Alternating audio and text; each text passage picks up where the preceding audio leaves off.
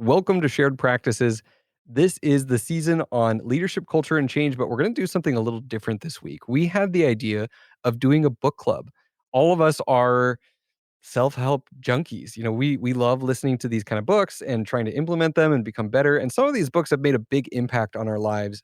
And so today, this is the first test of this format, and in my opinion, I had a blast. I think it was a lot of fun. We scratched the surface. Like, we each brought 3 books to the table, and we only got to 3 total. So this is gonna be an ongoing segment, and please let us know. Share some feedback on the Facebook group if you like this. If you didn't like this, that's okay. Or if you think like, "Yes, this was good, but don't do this very often." Eventually, this might be like a once a month type thing. So I really, really enjoy this. If you're interested in doing this and being part of the Shared Practices book club and bringing a book to the table, um, get on our Facebook group and share that with us. And in particular, I don't want it to be just people sharing about a book, but more importantly, that book and what stood out to you and what that meant to you and how that changed your life. So, anyways, you're going to really enjoy this. Is book club number 1 and many more to come. Welcome to the Shared Practices podcast. This is a new format for our show. We're going to try something different today. This is essentially Shared Practices Book Club. And between the 3 of us, I've got with me some Shared Practices veterans, some of our student interns here. Tyler Tolbert, welcome to the show. Hello. It's good to be here. I think it's been a little while since you and I have been on record together. And I think the last time we were actually with Peyton Keller. Yeah, we were. It's a little happy reunion here. Welcome back. I know, I like it. And then Peyton Keller, who, a little name drop here. Welcome back. Now, at this point, you're part of the team, whereas before you were debuting all of your awesome work. So it's kind of fun to have you now on, as you've seen much more of the behind the scenes. Yeah, no, it's really cool. Glad to be here. Now I feel like I'm the one having to ask the questions and stuff like that. So it's different being on the other side, but I like it. Yeah, that's good. No, welcome. And just as an update, how long is that document now, Peyton? It's pushing 140, 150 pages. So very nice. I don't know. I'm getting a little burnt out on it, which I feel like isn't that hard to believe.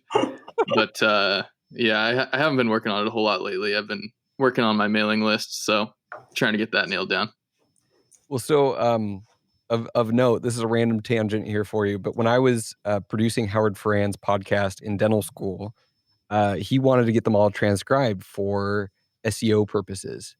And so then he would post the episode and all of the text from that episode on Dentaltown. So then Dentaltown has all of these massively long pages of 50 minutes, 60 minutes worth of audio that Google can scrub and search and all of that. But finding someone who could transcribe medical dental text is actually kind of hard. There's a lot of terminology, there's a lot of names, and I was really proud via Odesk, which I think is now Upwork. I found this individual who was in South Africa, and she was amazing. It was the $30 an episode for an hour of content. She would transcribe the entire thing. She'd pull out links and was really good with the accuracy. It took a lot of people, though. I burned through a lot of people to find her. I should probably go back and reach back out and see if she's still doing it. But hey, but it adds up. I mean, especially if you start doing a lot of episodes per week, and add that to your other production costs and things like that, it can add up. But I also think that a full transcript of an episode is a lot of times less useful, because it's yes, you can find that exact quote, but it would also take you a while to read that. Whereas the summary that you've got is the key points and the standouts and the stuff that was impactful, which there's much less of that per episode. So anyways, sorry, super random tangent. Sorry. I actually have an SEO question now. Okay. So if you just word vomit just all of the stuff that's on the podcast and throw it on a page, is that actually good? Does that help? At the time it was really good for SEO. Right now I think a more structured blog post is better. Video is even better than that. And I've made, and this is an interesting point for our listeners, we're deciding whether or not we're going to do a marketing season next. We've been promising that for a long time, and I have a lot of people who are like, when are you going to do your friggin' marketing season? We made the conscious choice at Shared Practices to completely ignore SEO and not care at all. All of our growth, there has been probably less than 1% of our growth has ever come from someone searching for how to buy a dental practice, or any of the things that they could search for. Our thought was, let's just make phenomenal content and aim it perfectly at our audience, and that's going to grow organically much more than people who happen to be searching for this, who happen to be podcast listeners. So if you look at our SEO game, we have like nothing. It drives our podcast producer John Pratt a little bit crazy, because he's like, you guys could be doing so much more here. There's so much potential for Shared Practices, and I think he's right. But it goes to knowing what your overall strategy is, rather than just like, oh, I have to do all the things to be doing it right. And I think that goes for dental practice marketing. You don't have to be doing all the things. If you know what you're doing and you're doing it extremely well, you can ignore a lot of forms of marketing and growth, because that's not part of your strategy. Yeah, I think I definitely like the idea of us just focusing on content more than SEO. I think that's a benefit not just to our audience, but to us as well. So yeah, and I think there's some value there. I think we'll get there and we'll do that, but we'll have to kind of build a content engine around that. So a little behind the scenes for our listeners there. But this format is kind of similar. This is we wanted to do something today a little different. Essentially a book club. This is Shared Practices book club. And so Tyler and Peyton and I, we all have 3 books that we've read that have been impactful or meaningful to us in the last year or two, maybe longer. And we're going to talk about those books, about why they were meaningful, some of the key points, some summaries, some discussion. Maybe we've overcommitted because each of us have 3 books. So that's 9 books to talk about. I don't know if we'll get through all of that in this one episode. I highly doubt it. Highly doubt it. Yeah. So, but if we're talking about books yet, we've been talking about SEO for like 5 minutes now. Right. You get the point. But if this is beneficial, if people like this, if this format is fun to do for us, then I think we might open this up and do this more often, as something that people can share, and our listeners and mastermind members, we would love to have them share their favorite book or something they've found and teach us, and we'll all benefit. So I'm going to start off with a book called Atomic Habits by James Clear. Have either of you read this one?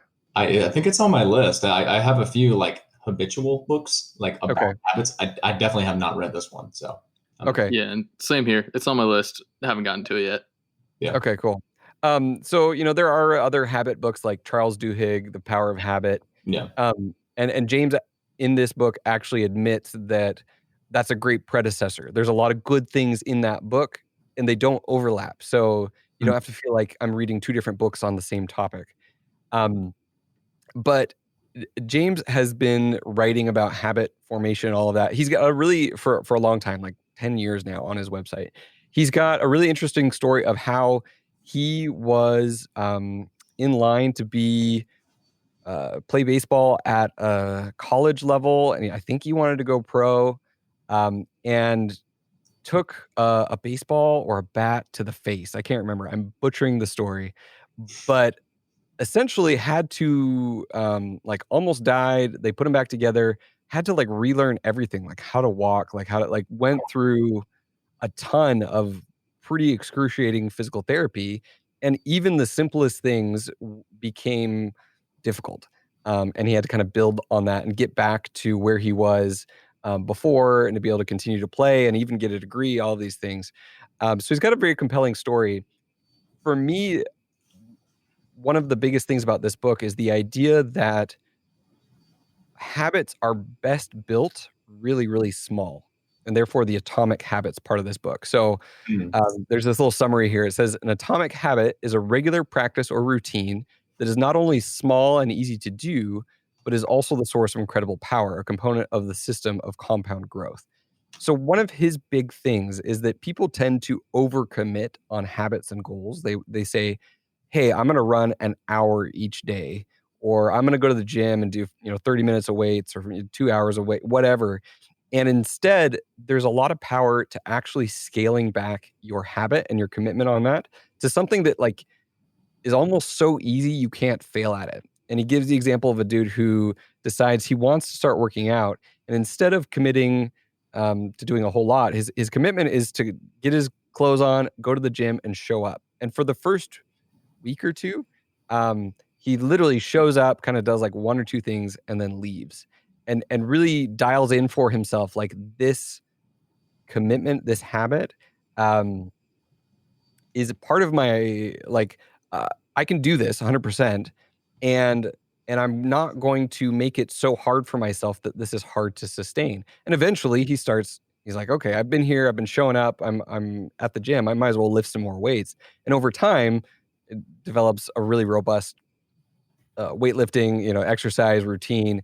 But it all came from this idea of committing to do something really, really small. Um, but that can also sound dumb. What does that trigger for you guys? Do you think like that makes sense, or is like, okay, if you're gonna go to the gym, like don't just show up and leave? Like I can see some pushback to this as well. I do feel.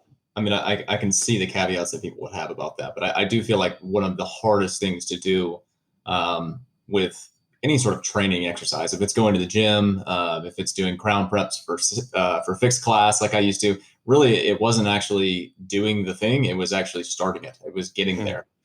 There's just this huge barrier of entry, like this amount of like energy that you have to overcome just to like get into that activity. And I think if you can make a habit out of just doing that and get over that hurdle, the rest is actually becomes easier, because the effort itself is actually not greater than the opportunity cost of doing that thing that you perceive on a day-to-day basis. So I can see the value in that for sure. I definitely have personal issues with it myself. Totally.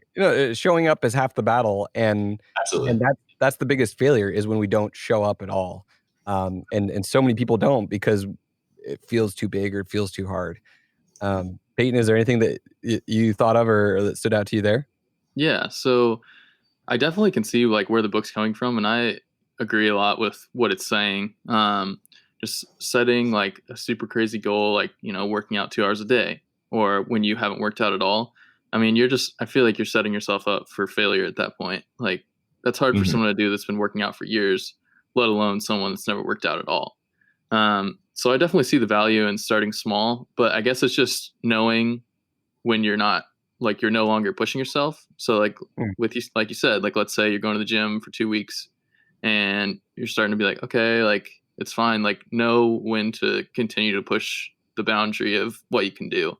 And I feel like that's like building on, starting small and then getting bigger. I feel like that's kind of where that book can really be powerful. Yeah. And it's a reset, because our default is always to like push, do more. And something that he talks a lot about in the book is the idea that doing a super small habit like this is more important than the results of the habit, because it casts a vote for an identity for ourselves. So that's good. I'm the kind of person who doesn't miss workouts, even if that workout is 10 push-ups or is just showing up at the gym or is a 1 mile run, rather than some big commitment. And casting votes for that identity solidifies that in us. And so that's where some of these minimums that we can sustain become very powerful, because it's like, okay, even though I'm not going to do my perfect hour routine today, I'm still the person who never misses a workout. I'm still the person who always shows up. And that has the tendency to snowball and be sustainable. We're changing how we perceive ourselves, rather than just building a habit that, maybe is a New Year's resolution that lasts for 2 months. And then that's not inherently who we are. It was just something we were trying to do for a little while. The impact for lasting change, I think the potential is much higher here. Yeah, that's a really good point. I think it was, I'm sure Howard Friend didn't say this initially, but he said it a whole bunch on his podcast, and he said in his book, he was like, the worst workout is the one you didn't do. And, I think we try to, show up and like get the best workout in. And if we don't feel like we can do that, we're like, oh, maybe I'll do it tomorrow. And then you have a similar rationale tomorrow. And then eventually the whole idea dies and you realize that this was just a phase. It was just something you were trying to do at the moment, and it hasn't really changed you at your core. But if the key to changing that identity and solidifying that identity, just like you said, is just showing up to the thing and going there to do it consistently and making that a part of you and saying, I'm the one that just doesn't miss it, even if I didn't really, have a lot to show for it and say, I did this many reps or whatever. If you can get that sense of identity, that just, that takes you the rest of the way, I think. So that's actually a really cool idea. I like that.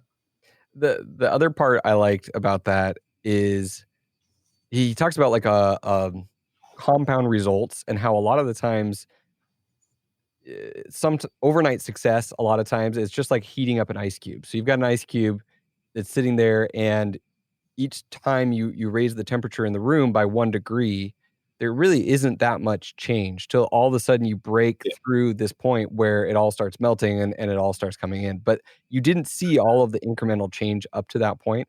And a lot of times in our life, positive results have the same effect. There's a lot of little input over time and you don't see immediate results from that. And then all of a sudden, like you look back and you're like, oh, wow, this actually has resulted in way more than I thought it would. Having that kind of long-term mindset around habits and positive change was really useful for me. And one thing that kind of popped into my head as I was reading this and as I've tried to do this was this idea of setting 10-year habits. Like, could I sustain this for 10 years? And trying to create those kind of habits. So for me, like I'm a binge purge runner. Like for my PT test for the Army, I have to get in shape. So every 6 months, it's like I'm like running all over again, like starting from scratch. And so this summer, my goal has been, I want to run 10 minutes a day. I can do that. That's like the minimum. And I can totally come home and call it quits at that point. I ended up doing a challenge with some friends and we ran like 150 miles over the period of 2 months. And so just because you have a baseline commitment doesn't mean you can't have seasons or sprints of stuff that's a lot more extreme. But in my mind, the more important thing was, what am I going to do when this challenge is over? Because if I go from 150 miles in 2 months back to nothing, then I'm just doing the same thing I've always done. Ironically, I then hurt my foot, which I'm now seeing someone about. And so I have not been running, and I'm really frustrated because I've lost a lot of what I gained earlier this summer. But that framework for me has been really interesting because so right now, physical fitness wise, running 10 minutes a day, doing 10 push-ups, picking up one of my kettlebells in my house, and hanging from my pull-up bar. Those are my daily minimums. So like hanging is just good for yourself. I'm working on pull-ups and getting better at pull-ups, which I suck at. But I've bought a bunch of kettlebells. I really like doing kettlebell swings and snatches and cleans, and I still suck at it. I'm not very strong. I'm not like you guys. But setting that standard really low of like, I just need to get on the pull-up bar. I just need to pick up the kettlebell in some way, shape, or form, do 10 push-ups and run 10 minutes. I'm like, you know what? I can do that. I can do all of that in, the four, the kettlebell, the push-ups, and the pull-up bar. That takes like 5 minutes or less. And then the running is 10 minutes. So realistically, 15 minutes a day for my physical fitness, I could do that for 10 years. And some days that's what it'll be. And some days it's going to be a lot more than that because I'm like, I'm here. Feels good. I want to work out. So that's a dumb example of how I've applied this, but, and I still struggle at it, and I still, I'm not perfect at any of this, but for me, I've tried to internalize this book a lot, and there's a whole lot more to this book, and we're already, past 15 minutes on this episode just talking about this one book. So good with it. It's a great book. So I guess my question is, do you guys want to talk about anything else from this, or do you want to move on? Well, I will say that, I've always viewed, we've been talking a lot about fitness here, and obviously we're not here just to talk about getting in shape, but, Sure. Fitness is a really good, it's an allegory for self-growth in every other aspect of your life. And I think with regards to, you hanging on a bar and saying, maybe this isn't really doing a whole lot, but you're doing it. And, you're the guy that may just be doing this for 10 years. Right. I think you're better off that way, or at least having that be your minimum, than being the type of person that gets really psyched about going to the gym, is a candle burning at both ends, and then just completely flatlines. And it's like, really all you did for 2 months is just put yourself at risk for injury and, not actually have any long lasting, healthy, consequences from it. So I like it looking at things through that lens, because it's something I think all of us can really relate to, because we all have different, sort of physical, fitness goals. And if you apply the same mentality to your mental goals, your emotional goals, your life goals, it's extremely powerful.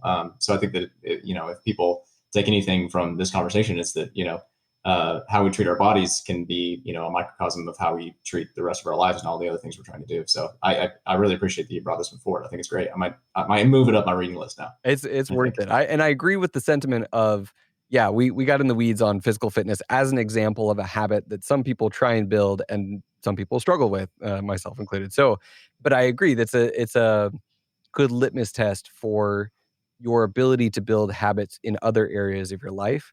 And it also tends to self-reinforce of like when you're making positive, healthy changes, whether that's, diet and food related, exercise related, there's also a sense of kind of momentum and energy to the rest of your life too. And so I think it translates in more than one way. Is there anything that stands out to you, Peyton, before we wrap up Atomic Habits? I just really like the part where you said kind of like making it a part of your identity. Like you're like, okay, I'm the person that doesn't miss a workout. I'm the person that's always on time. Because at that point, it's not like you're even choosing. It's part of your day. You don't have to think about it. You don't have to waste any brain power deciding, okay, am I going to do this? Like you've already decided, like I'm going to be on time. I'm going to work out. So it just makes it easy. Totally. No, cool. Well, I haven't spoiled the whole book. There's still plenty of meat on the bone here. It's still definitely worth a listen. So, Tyler, let's go to your first book. And I think, honestly, we might only get 3 books today if looking at the time. I had a feeling.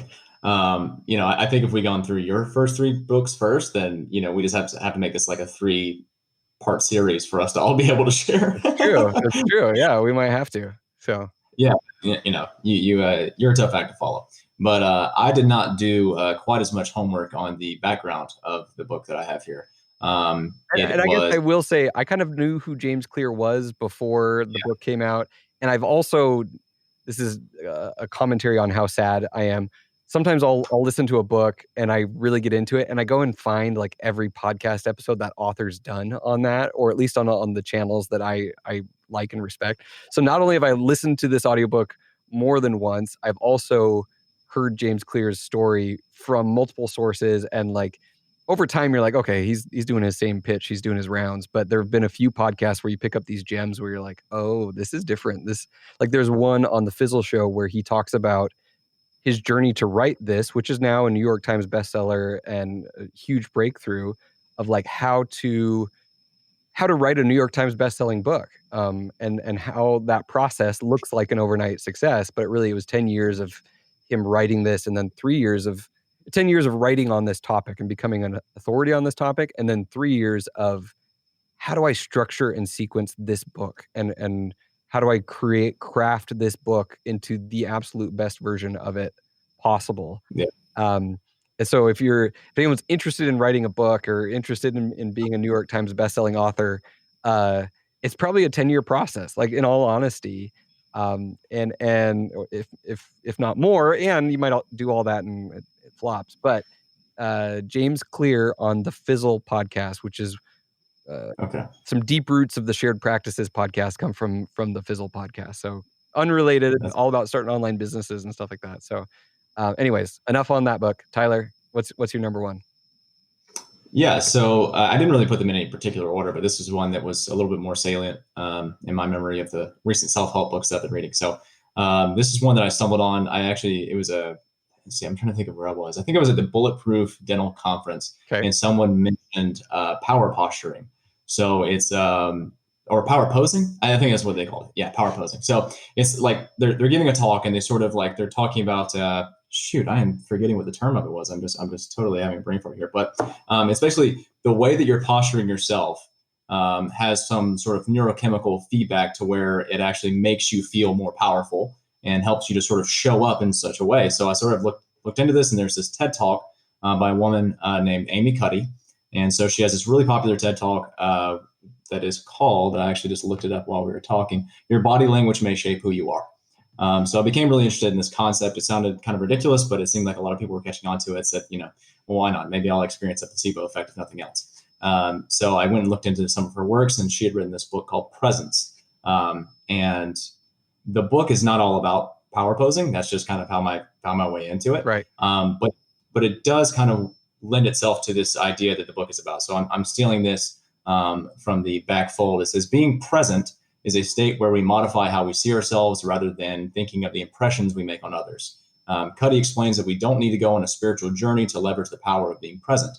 We only need to constantly remind ourselves to fine-tune our mentality, body language, and behavior in response to a given situation. So in other words, and how I related to it, and the problem that I identified for myself was that when I would go into situations where, let's say I went into an uncomfortable conversation, a crucial conversation, if you will, Yeah. I would often be so obsessed with how I was speaking, what I was saying, what my body language was. Like, I was so conscientious of that I wasn't really being in the moment and actually having a conversation with another person. And I didn't really have a very good toolbox for understanding how I was coming into that conversation, really. I was just sort of trying to use all these little tips and tricks and listen to myself more than I was other people. And I really wasn't being present. And I needed something to kind of help me identify, what I looked like and how I was when I was present, how that actually felt, and sort of follow that feeling a little bit. So I have a few quotes here that hopefully illustrate that better than I did off the top of my head. But let's see.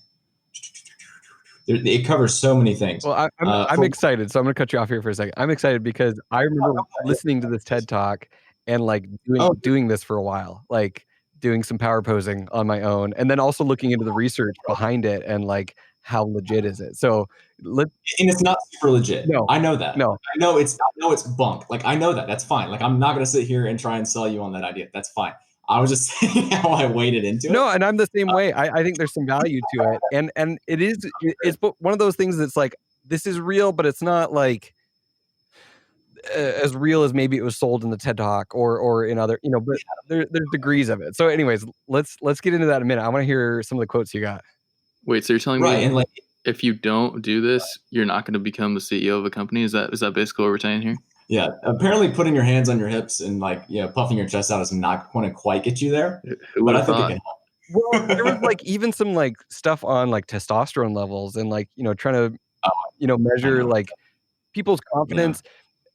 So interestingly, like testosterone will correlate with someone's roles and responsibilities. If someone has a leadership role, and they are in charge versus someone who does not have a lot of control of their environment, and feels like disempowered and like they're not in control, it affects their testosterone levels.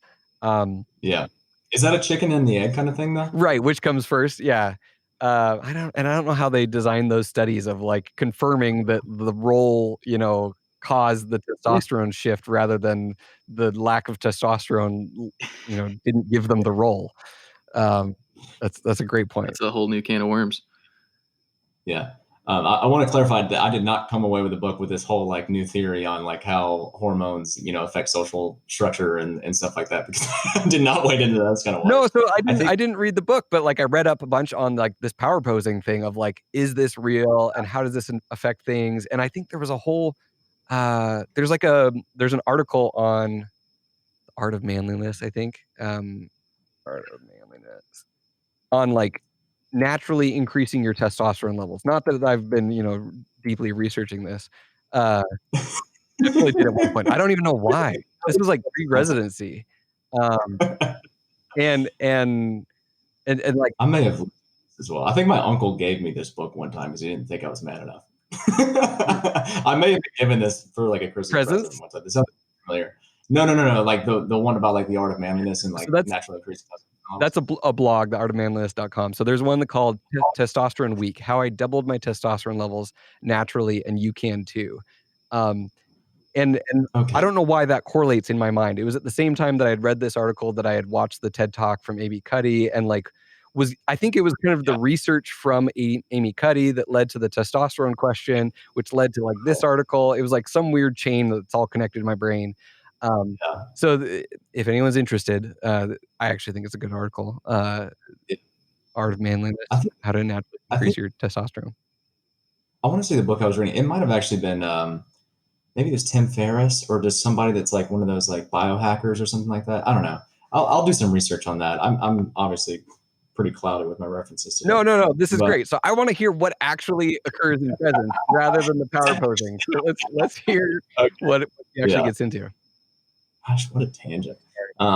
Yeah. So one part of the book addresses introverts and extroverts and how we typically think about how those types of people show up, what sort of things that they may actually be adept at, whether not so adept at. And I was concerned because I've always identified as an introvert, right? Like I'm just generally a quiet person. I'm in the back of the bus. I hang out at my house alone all the time. I was an only child. You're Like the I'm quiet guy perfectly. at the party in a kilt with no shirt on. Yeah, Like it's right. which is a Stranger Things reference for those Having of his you who own don't kind of know party. that Tyler is in Stranger Things. You can go find him at some point without a shirt and a kilt on. So sorry. I'm glad you brought it up and I didn't have to. Right. I do that. Yeah, so I'll just read off a quote here. It's not too long, but let's see. She's okay. So she's prefacing this with saying that she wants to clear up a misunderstanding. So what she says is that not only are introverts every bit as likely as extroverts to demonstrate resonant presence, but research conducted in the last decade, which we may have reason to doubt, has also overwhelmingly shown us that introverts tend to have qualities that very effectively facilitate leadership and entrepreneurship, such as the capacity to focus for long periods of time, a greater resistance to the kinds of decision-making biases that doom entire organizations, less need for external validation of their self-concepts, and stronger listening, observing, and synthesizing skills. So for me, that kind of empowered me a little bit because I thought, you know what, actually these things do sound very familiar. And if those can actually empower someone to be a leader of other people, then maybe I could be fit for it, because I had this sort of impression that, you had to be extroverted, you had to be sort of boisterous, and you had to have these like stronger opinions on things in order to lead others, and to learn that, there were some qualities that introverts can have and bring to the table and be able to step in that role was really inspiring. I think that, part of that is the reason that I felt like I could be, a podcast host at some point, Right. or, just to feel that people would want to actually listen to what I have to say, even though typically I don't say a whole lot in social situations. Was really, really cool. I love that. Bullet point for us again, those specific points on things that introverts bring to the table that make them a better leader. Right. So such as the capacity to focus for long periods of time. Okay. Which coming back to COVID here, I've realized that we've moved to remote working in my day job. In my day job right now, I'm a medical recruiter for the Army. I run a station of 8-9 recruiters, if we were full, of medical recruiters. And I've been at home, and there are days where if my kids are occupied, I get a lot done. And then I went back into the office and I realized a lot of my day gets pulled into these conversations that are kind of work related, but kind of not. And if someone is needing external validation and checking in with someone, being an extrovert, and I've seen this at the dental office too, if you're too much of a chatty Cathy, you can spend a ton of time doing not a lot of important things. And that can weigh you down. So I like that. Okay. So point number one. Point number two. A greater resistance to the kinds of decision-making biases that can doom entire organizations. Okay. So I'm trying to think of an example here, but and I think this ties in with the next point that it says, but everyone has to agree on this for it to be the decision that we move forward with. I think it's internal solidarity. Exactly. I think it's the ability to, have that decision and have it in your mind and have that sort of clear concept, and not be as prone to influence by other people. And not necessarily saying that they're not being cooperative, but it's having that sort of cohesiveness and that, more one track idea about how things can go can be very effective. And it doesn't lend itself to disorganized leadership. And then the next one was less, just as you were saying, less need for external validation of their self-concepts and stronger listening, observing, and synthesizing skills. I mean, certainly I spend more time listening than speaking. I mean, that's something I just do in my everyday life. When I carry through a conversation, I always try to make it about the other person. I try to listen to them more, learn more about them. And that kind of ties back into another book that I had on my list was How to Win Friends and Influence People. It's always, trying to put the conversation to the other person, keep them talking. That's something I'm like actually really adept at and never really considered could be a leadership quality, because I figured as a leader, you're supposed to be the one that's talking. So that was really interesting. So I love these because part of like season 1 of Shared Practices and part of our overall philosophy for me is that not leadership, but practice ownership is not right for everyone. And part of Right. deciding whether or not you're going to be a practice owner is, am I willing to manage people? And sometimes people kind of group themselves into, I'm an introvert, so I can't manage people, or I don't want to manage people, or I'm not going to be good at managing people and being the leader. And so I love this. This is a light bulb moment of like, no, actually being an introvert in some ways can make you a better leader. And here's really specific qualities that lead to that. And you've had this journey and this realization. So I think that's very applicable to our audience of people who are thinking, is this the right fit for me? Is it worth it for me? Am I going to be good at this? Don't write yourself off one way or the other. Like, oh yeah, I'm an extrovert, I'm going to be a great leader, or I'm an introvert, I'm not good at this, or this is hard for me, or I'm naturally not inclined to this. So this is great. I love to have this quote to point to. Was there any other points before we move on from that one? I was gonna say I just have a quick point on the like the extrovert versus introvert thing. I just kind of look at it as like whether someone's an extrovert or introvert, it doesn't necessarily affect how they show in a public setting, at least not in my opinion. Because I know people that are introverts that in a public setting you would never know. Like they interact with everyone just as well, if not even better, because like you said, they're good listeners. I just kind of look at it as like the way that someone recharges. Like, so they get home, they get done at work. Do they want to go out to dinner, meet some friends, or do they want to just go home and chill, maybe spend some time with their family? So that's how I look at it. So I don't think, whether you're an extrovert or introvert puts you in any category for how your work life is going to be. I just think it's kind of how you yourself recharge for, whatever's to come.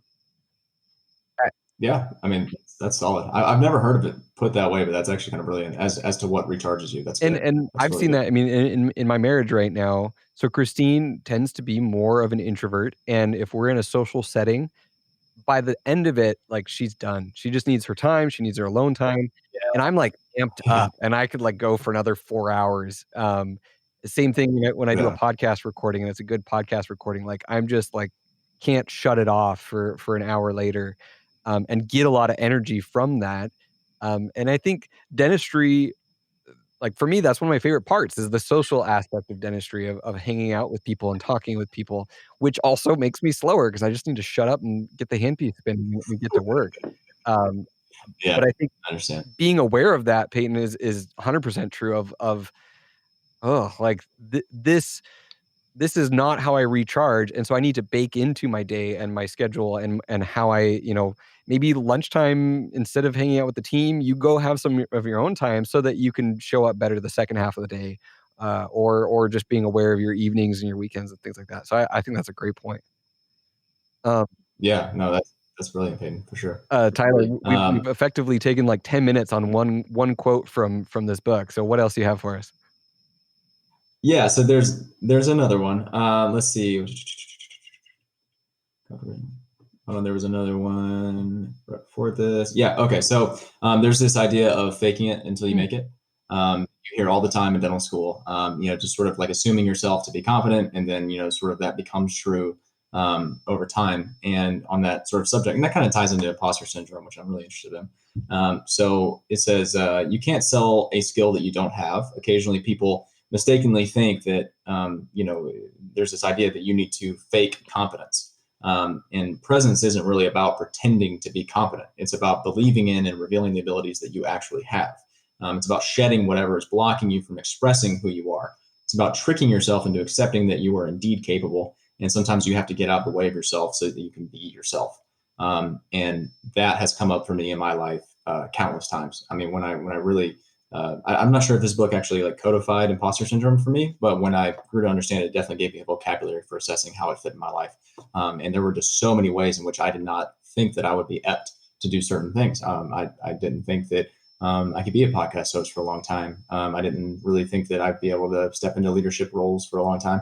Didn't think I could be I honestly wanted to be a dentist before I knew I could be a dentist, for sure. and I had this idea that I was just supposed to fake like I could do it, and eventually it would be true. But instead, what was actually a lot more effective was learning more about myself and the things that I'm good at, and the things that give me energy, and really doubling down on that. And then that became a way for me to sort of bridge, who I am to where I want to be, without this idea that I needed to. It deconstructed the idea that I needed to inherently change to get there. Like I needed to change the fabric of who I was. Instead, I could actually step into that thing by accepting that I am capable. And that took a lot of coaching, actually, and it took a lot of having very influential friends that believed in me. Like yourself, like George, like Matt. Everybody in the SB team. And just people that believed in me before I believed in myself. So reading through that whole passage, there's a lot more to it than that quote. Obviously, I just felt like it summarized it.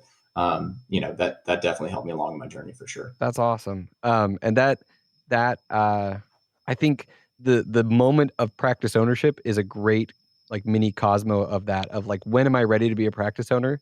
Walking into an acquisition, doing a startup, and the difference between fake confidence and presence being that, like, fake it till you make it. There's going to be a little bit of that, and that's okay, and that's good. Yeah. Yeah. But ultimately, you can be okay with your gaps in your knowledge and your gaps in your experience, and saying, "Hey, I don't know everything, and I haven't done this before, and that's okay. Um, I'm going to learn on this journey," and having patience with that, I think, can be part of that. I really appreciated you sharing with that. Peyton, do you have any thoughts on that whole thing? Yeah. You said something to the effect of like, lots of times the biggest thing getting in the way is you. And I feel like that applies to so many people. Like I've seen it in myself. I've seen it in classmates. Like, it's just, you put limitations on yourself that lots of times are only there because you're saying they're there. And just being able to push past that, whether it's through, coaching, having good friends that can help you along the way, whatever it is, just trying to kind of break down those barriers that you're putting on yourself and move forward.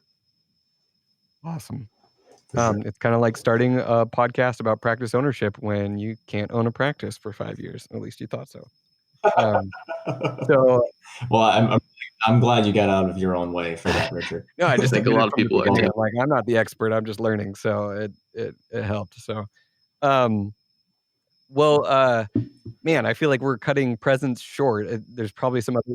Yeah, I have other stuff, but I really want to hear from Peyton too. Let's turn it over to you, Peyton. What's your number one book for us that you're going to share? Okay, well, Richard talked about working out, and Tyler talked about testosterone. So I'm going to try to take it down a notch here, and we're going to talk about waking up. So my book that I chose was Miracle Morning by Hal Elrod. And this actually isn't something that I've read recently at all. This was like the first, I would say, like self-help book that I read. I think it was junior year of college. And it really just kind of changed my outlook on life. Like, I don't think I'd be anywhere close to where I am right now without this book. So that's why I wanted to talk about it. So really the biggest principle of this book is just starting your morning early and starting it with purpose. Sets a tone for the rest of your day, helps you be productive and get the things that you want. So I don't know, are you guys morning people or not? Big time. I'm not naturally a morning person. My daughter, who's 6, Abby, she's the exact same way as me. Like, if you get us to bed before 9, I can actually go to sleep. But from 9 p.m. to like 11:30 midnight, I'm on like just kind of like a upward swing of the longer you let me run, the more like awake I get and the more into stuff. And it takes till like post midnight for me to crash. But being like, for this podcast originally, I had to do a lot of like waking up at 4 a.m. during residency so that I could edit an episode or record something or work on stuff. And I've been big into being a forced morning person, and I'm much better at it now than I used to be. Okay, cool. Yeah, because I'm a morning person too. I wasn't really, I kind of was in college, but I feel like a college schedule is just not conducive to like waking up early. Like, that's just not how college students run. But I knew, like, as soon as I got into dental school, and I kind of even started like the summer of, I was like, all right, I'm going to wake up at 5:30 every day. And with dental school, it's easy because, at least for me, it's easy because I knew I had to get all this stuff done. I had all this studying, all that. But for a lot of people, I feel like the reason they're getting up early is because they have something that they have to do, and it might not be something they necessarily want to, but they just need to get it done. So one of the big points of this book was, getting yourself up is hard if you have to do something you don't want to. But if you're getting yourself up every day for a purpose that you really can live for and that you support, it's a whole lot easier. So it's just saying waking up with passion, purpose helps set the tone for the rest of your day. And that really resonated with me. And that's kind of what got me started on all these self-help books, podcasts, just getting deeper in a bunch of different aspects of my life. But yeah, I completely agree that like what you're waking up for makes a huge difference. Sometimes you just have to, and it's like, okay, this is my schedule. But when you're waking up for something you truly care about, and making progress on that first thing, it just there's a difference to it. And I've both had that, and then I've also lost that. I can relate to people who are like, oh, I used to wake up early for this, that, and the other, and I was disciplined, and then I feel like I've lost that gear of like the ability to just get up and be excited for this thing that I used to be excited for. So for me, there's been various points of having that gear and really making the most of it, and then also struggling again with it all over again. So I don't know, it's probably TMI, but I completely agree with you. So for some clarity, Peyton, as far as what gets you out of bed in the morning, does it have to be something deeper, more meaningful? Or with regards to just like literally getting out of bed, can it be just something like really, really small that you just happen to enjoy and you can't wait to do? I guess what would be an example of something really small? Like eating breakfast, or like, I don't know. Yeah, like for me, and you probably noticed this in Kansas City, I just love my coffee. Like it's just coffee. Like that's what like immediately gets me out of bed. Like I make breakfast, I have my coffee, and I probably spend a good 15 minutes just enjoying that and thinking. Dude, like that's literally just what. That's totally fine. Like if you go to bed every night just hyped up, knowing you're gonna have some coffee in the morning, like awesome, it works for you. Yeah, like exactly. Like it doesn't have to be the same for everyone. It's not like, oh, I need to read 60 pages and go run 7 miles. Like Richard was saying with Atomic Habits, like it doesn't have to be crazy. It just has to be something you can stick to and helps get your day started. So yeah, I mean, if it's coffee, by all means, get that coffee going in the morning. Yeah. I mean, that's just like the starter. Like that's my spark plug. I mean, like my whole morning routine is about an hour and a half long. Like it's not just me drinking coffee for an hour and a half, but that's what gets me started with it. Like I can't wait to do that. Also, I always like the first thing I actually do when I wake up is I run to the bathroom. I like gargle some mouthwash because I can't stand morning breath. That's another thing. Like I can't stand that, and I got to go fix that. And I just hop out of bed every morning to go do that. Like it's just small little mental triggers. Yeah, I mean, if it works, it works. Like I know for me, like every morning I'll wake up and I'll just drink like, I don't know, half of my little like Yeti cup just of water. Like, 'cause I always feel like I wake up in the morning and I'm so dehydrated, and like just that one thing, it like really gets me going, you know? Yeah. I'll also say here, as a parent of young kids, sometimes the only way to get alone time is either when they're in bed or, at night or in the morning. And so those hours in the morning before my kids were awake were very precious, because as soon as they're awake, they need time, attention, feeding, dressed, all the above. And so it's your time before.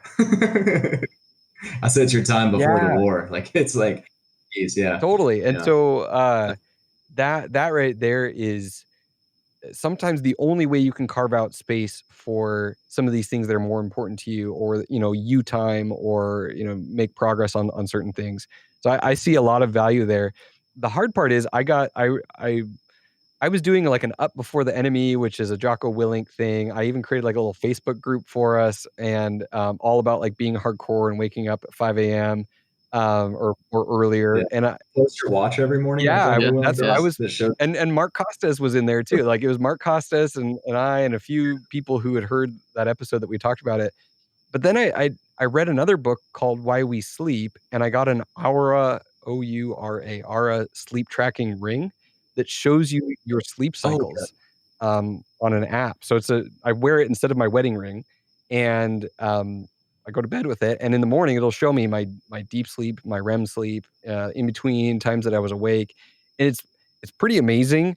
And I've realized that my REM sleep is what gets cut off if I wake up early and I didn't go to bed on time. Um, and so then, and having read that book, and at the same time I got this ring, I started to kind of like, maybe I need to switch up my priorities. Ultimately, I would love to just friggin' go to bed earlier and wake up early. Like if I could get myself to do that, that would be ideal. But I struggle to go to bed early. I don't know if that's a struggle for you guys at all. I'm like both a morning and a night person. Yeah, it doesn't make any sense. Doesn't make any sense. Yeah, I go to sleep around like 12:30, 1 o'clock. Usually wake up around like 5:30 or 6. I probably need to read that book you said, but I don't want to ruin that. Like I get way more waking hours. You're than most in people. your 20s. Yeah. You will hit a wall. I know, and shouldn't I enjoy it while I ride the can? wave. You know, I'm riding the wave. I'm not gonna fight it. I don't need spring. There's all-nighters. No, I used to be able to pull all-nighters, and I did through undergrad, through dental school, through residency. And I have lost that gear. But Peyton, how about you? Do you go to bed easily at night? Oh yeah, like 10:30 rolls around, I'm ready to go. Yeah, I just go to bed at 10:30, wake up at 5:30. Like that's my thing. Like, and if I can like stay up later one night if I need to, like study for a test or whatever. But I feel like 2 or 3 days later, it like starts to catch up to me. Like the day after I don't get enough sleep, it's fine. But then a couple days after, I'm like sitting in class, I'm like, I got enough sleep last night, but I was like, a couple days ago. Yeah, totally. Was there any other quotes from that book that you want to share to wrap us up here from Miracle Morning? I don't think I have any quotes, but I mean, it had something that related back to your book. It's like habits are what changes your life. It's not the decisions that you have to consistently make every day. It's habits that you don't have to think about. And I think that's one of the big takeaways from this book too. It's just waking up early in the morning a habit. You can make other things a habit too. Totally. Absolutely. And it's it's a habit that creates space for other habits. Like I think there's something really empowering about doing something that's hard, purposeful, but gives you more time and space to do other positive things. So it's almost like a compounding habit. That habit in and of itself has power to create a whole lot of other positive habits to go along with it. Absolutely. Okay, well, we're going to wrap this up with a quick little lightning round of favorite CE that you've taken recently. And this whole format of, I guess we've realized it's one book per person, one CE recommendation per person, and then one podcast per person. This is the new shared practices. I'm good. You've got what? I'm good for 2 more episodes. I mean, we all are at this point. We've got 3 in the can. Can we call this the triple series? The triple. I like it. So CE courses, I mean, the last thing I took was Voices of Dentistry, and I don't think I went into the lecture hall because I was recording the entire time. I have not been able to do a lot of CE. I actually am looking forward to, I really want to do implant pathways. That's like on my bucket list. So I apologize if I stole your thunder, but I haven't taken it, so you can still bring it up. So Tyler, actually Peyton, because you're going to steal Tyler's here, so you go for it. We previously discussed this, so it's not in bad faith. But Tyler and I just last weekend went to Baron Grutter's digital ortho course. And it was really, really cool. Honestly, I'm definitely a person, like, if ortho didn't require 2 or 3 extra years, I would consider it. I think it's really cool. I think the before and after is really satisfying, but I just don't think I could do that. So we went to this course. It's basically just about the digital workflow of doing clear aligners through using Blue Sky Bio, 3D printers, all that kind of stuff. And so he kind of just goes through some of the basics of tooth movement. And then he works through a couple cases with you side by side, just how to use the software, things you might run into, and all that. So ultimately, I was really happy with it. I had a great time. And it's definitely something I'd look at implementing once I graduate. So Baron is a genius, and I've followed him and learned from him on Blue Sky Bio for a long time. The thing that's hard for me to wrap my mind around, and maybe he talked about this in the course, is ultimately, if you do it this way, your cost of aligners comes down phenomenally. You go from some pretty steep fees on clear aligners to your time and the material cost, which is very minimal. It's the time part. It's like you are then becoming the lab technician and the processing and all of that. Did he talk about any workflows with team members of them doing some of this stuff, or them, processing all of these trays and things like that? Yeah, he absolutely did. So, honestly, most of the workflow is assistant driven or hygienist driven. Pretty much, you're just the one. All the teeth are scanned in. You're the one that's designing how they're going to move. But pretty much past that, it's your team. They're printing the models. They're doing all the other stuff associated with it. And Tyler, you have any input on that? Yeah, I was just going to say, like, as far as the doctor dependency, obviously you have to do the IPR. You're going to place the buttons and stuff. And you'd have to do anyway, actually, so that hasn't changed there. Right, it's not marginally any more effort over just having it farmed out completely. And if you maybe do not have so much of a passion or don't want to spend the time on actually playing these cases, that is something you can still have someone else do.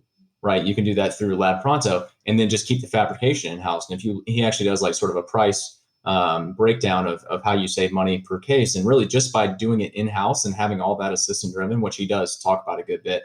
Not just in the course, but actually through a bunch of the free modules that he offers from his website and on YouTube.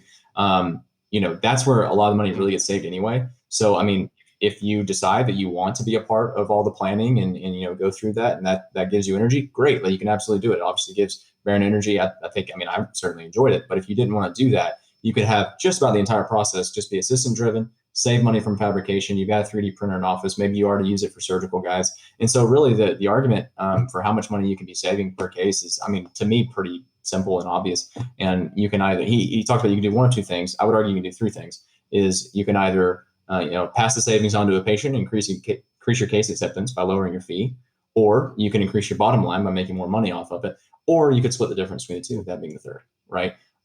So to me, like, if you're going to be doing that sort of thing in your office, it's really not that much of a cost to transition to doing at least the fabrication in house if you're already doing clear corrector or Invisalign or something like that. Cool. That's my big thing on Blue Sky Bio and designing clear aligners.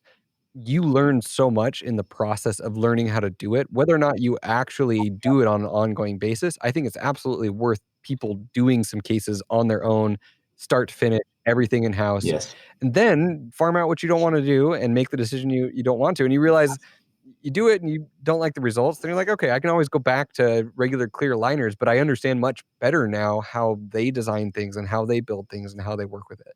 So not wasted time and effort there at all in any way, shape, or form. So, Tyler, how about you? Sure. Favorite CE course that you've taken recently that's not Baron's course?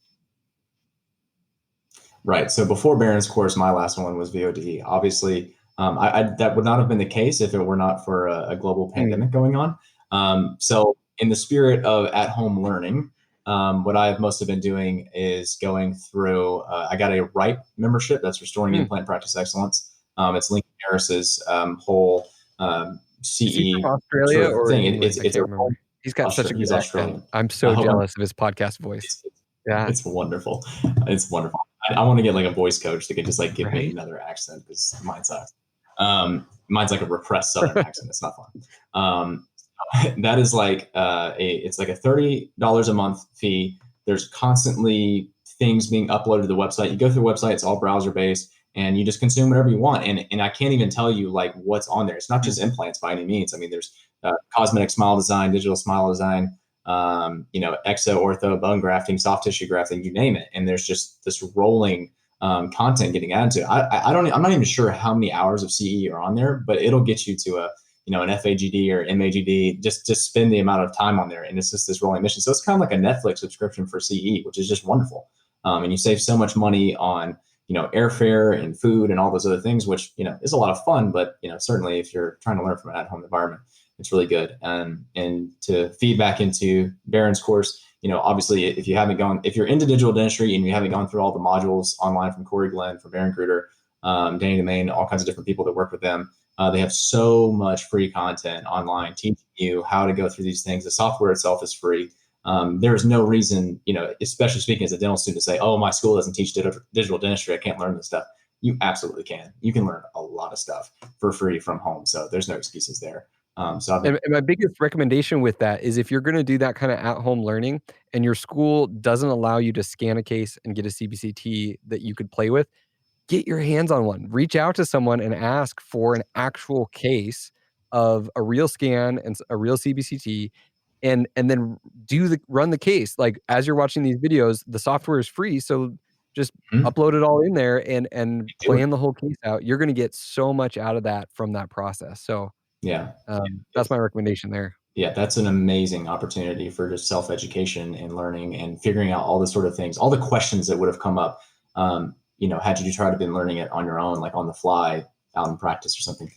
Being able to walk through it at home is just awesome, and it's so much cheaper. So there's so That's much amazing. value I there. didn't expect me to be, like, so excited about both of the CE things that you guys mentioned, 'cause I'm just CE starved right now. I don't Yes. have, like, time, and I'm, like, only clinical half a day a week right now. So I'm actually really both of those sound appealing to me. So I don't have any good advice. This is selfish of me to ask for CE advice from you guys. And thank you for delivering. So now let's do the last lightning round, 'cause we're, like, hitting an hour here.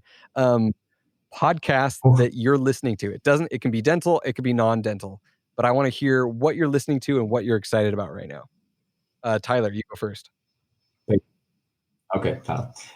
Yeah, so this one actually is going to tie a little bit more into CE because, I mean, honestly, most of the podcast listening I do is dental focused. I probably should do some more non-dental stuff. I know that would be good of me, but I'm not. Yeah, I'm working on it. So I think I've mentioned this on one of the shows I've been on, or my own show. I'm not sure, but over quarantine, I bought a book called Zero Bone Loss Concepts by Tomas Linkavicius. Really, really wonderful book to sort of, go along with my implant education. And the dental guys did a 7-part book series on that book where they actually Wow. go through the whole thing, review it in their practice, and it is absolutely brilliant. I suggest it to all kinds of people, not just the book itself, but also that series that they did as a companion series is absolutely brilliant. And I think it's a whole new paradigm for, surgical, prosthetic, restoring implants. I mean, it just really, really blew my mind. And it's in a very simple way that, even a dental student can understand.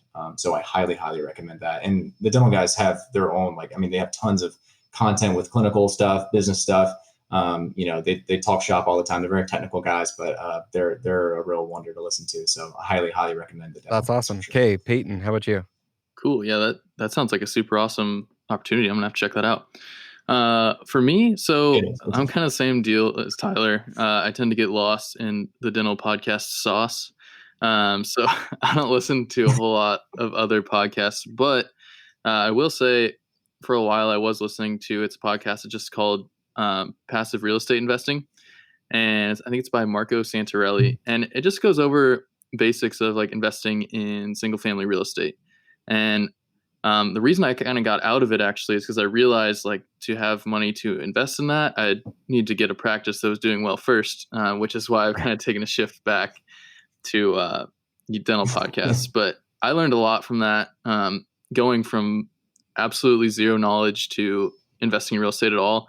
I learned a lot just by going through a good amount of episodes on that podcast. So if that's something you're interested in and you haven't really started learning about it, I'd recommend it. Nice. And I remember I did the Bigger Pockets podcast in dental school. I got my real estate license. I binge listened to a bunch of Bigger Pockets, was on the forums, tried to wholesale some houses, things like that. Yeah, how's the real estate thing going now, Richard? I don't do anything with that. But it goes back to like the primary engine of your income for a dentist is dental practice and what you do with your own two hands. Get that fine tuned, make a bunch of money there, and then you've got money to put elsewhere. So I'm just not at that point yet. That still is an eventual place that I want to park money, and I'm glad I've got a lot more under my belt there that I can plan for. But I'm not there yet. Like for me, Yeah. it's dental practices. Real estate, in my mind, is a good default if you don't have a better business plan to invest in, because it's something you can get lending on. But if you have access to a business that you can invest more money in, that you are the driver of, that is going to be a better return, aka a dental practice. But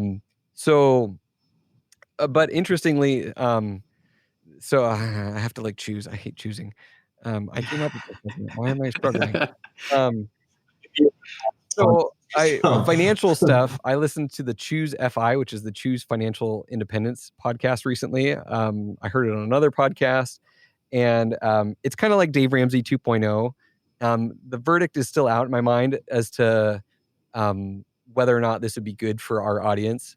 But there's some concepts in there around like your budget that I thought were really interesting, which was one of them was if you raise your spending by $100 per month extra, which is $1,200 a year, you need another 30,000 in retirement to replace that, which goes back to like the total term number of 30x. So if you look at what your spending is, multiply it by 30, that's a good annual spending, multiply that by 30. That's a good indication of like where you need to be, not your income, your actual spending. So once you take out savings, taxes, and all of that, then what you actually spend.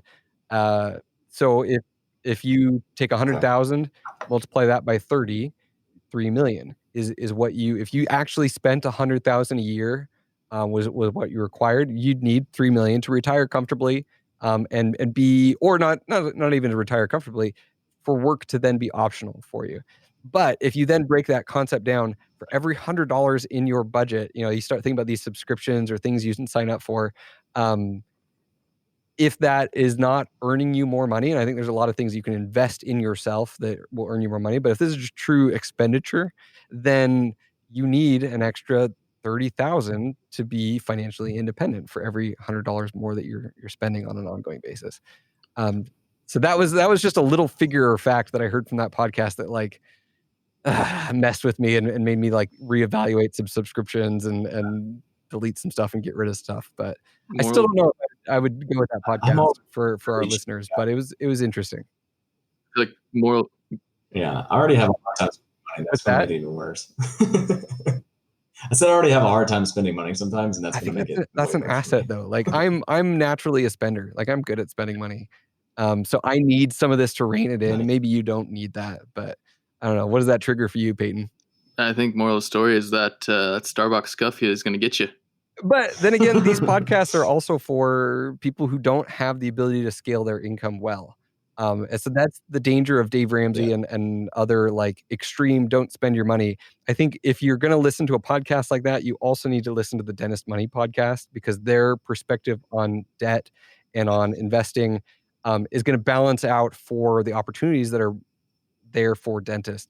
But I still think do the Dentist Money show and then kind of like bias a little bit towards the Choose FI, financial independence, Dave Ramsey side of things. And you're going to be able to accelerate your timeline, and you're going to be more comfortable, and you can do some riskier things because your personal spending or your personal requirements are even lower, which then allow you to take risks in your business and grow things. So anyways, that's been an hour and 6 minutes. I did not expect that 3 books would take us this long, and I just had a lot of fun. So hopefully people had the same feeling listening to this of like, this is just a genuine conversation. And even though we didn't get super deep into these books, I feel like we got some really good points and really good discussion. So Tyler and Peyton, thank you for being on, you guys. Yeah, it's been an absolute pleasure, and I would be happy to continue Oprah's favorite book series here. Okay, let's do it. Peyton, you on board? Awesome. Yeah, I was glad to talk about those different books. Let's do it again. Okay. Well, I'm going to do the outro right now, so I don't have to record an outro later. So if anyone has not left us a review or joined our Facebook group, you should absolutely do that. If you're looking for some free resources on our website, there's a whole section of resources that you can sign up to be part of our email list. When we have exciting things come up, we're going to let you know. But you can get access to those resources there as well. So we will talk with you guys next time on the Shared Practices Podcast.